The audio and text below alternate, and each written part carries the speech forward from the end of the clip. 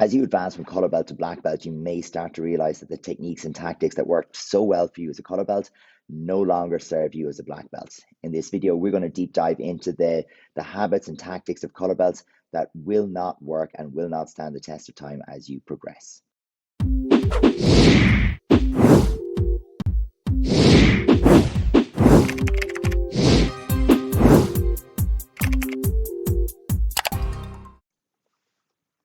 Everybody, welcome to episode 131 of Fight Chat Friday. So in this video, we're going to talk about the tactics that work for color belts and Taekwondo sparring, but they won't fly at black belt level.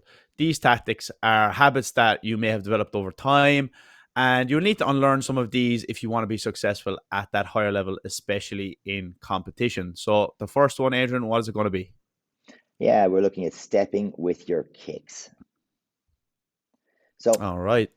As we look into this one, what we're talking about is giving a tell to your opponent, letting them know that you're coming and telegraphing your movement. As we see from some of the competitors there, a big foot-to-foot step with no disguising of the movement really makes it very, very obvious. At the higher levels, you're not going to get away with this. Your opponent's going to be able to counter your attacks very, very, very easily.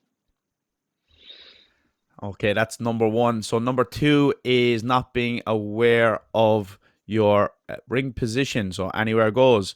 So this is about your spacing. So as a younger and less experienced sparrer, you may not recognize the importance of space and how to utilize it to your advantage. You may get away with putting yourself in corners and even not being strategic with your positioning. But at the higher levels, your opponent will be able to trap you in a corner and definitely rack up some points by forcing you out of the ring and also forcing you to be in a position where you cannot defend accordingly.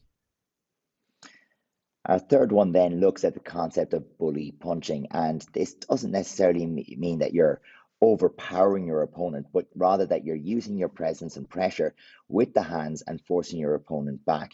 This is effective at the lower levels where people don't have effective strategies to deal with fast and direct punching. Black belts are more used to defending against these type of attacks with defensive side kicks or back kicks. So if you rely very heavily on this particular style, you're likely to be countered and punished for it a little bit later on. Yeah, for sure. And next then we have number 4, tit for tat. So what does this mean? It means you go, I go. This is when the competitors take turns in their attacks, and a lot of time it's just people stepping out of the range of each other. And then what happens is you're not really taking control of the contest, and there's no purpose to this and no strategy, especially when both competitors are just avoiding each other's shots. This becomes a waste of time and energy, and nobody really lands any significant shots to get on the scoreboard. And black belts need to take control of the contest and be proactive. And that's how they are able to put themselves at the forefront, and they use their attacks much, much more strategically rather than just reacting to their opponent's attack. So they're going to be looking to take control of the contest in a much more effective way. So it may seem simple, but those are 4 things that we're going to see from every yellow, green, all the way through to red belts sometimes as we watch lower level competition. But those are 4 tactics that you're not going to be able to persist with if you want to be successful as you move towards red belt and black belt sparring. The higher level of competitions, your opponent's awareness just doesn't allow for you to be that predictable, that straightforward in your sparring strategy. So really think about those as habits that you need to evolve out of and ditch as time goes on.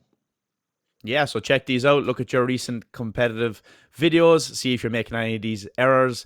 Try to advance them to higher level techniques, and that will put you on the right path for higher level competition. So we hope you enjoyed this one. Make sure and stay tuned. Catch us in the next one. Bye now.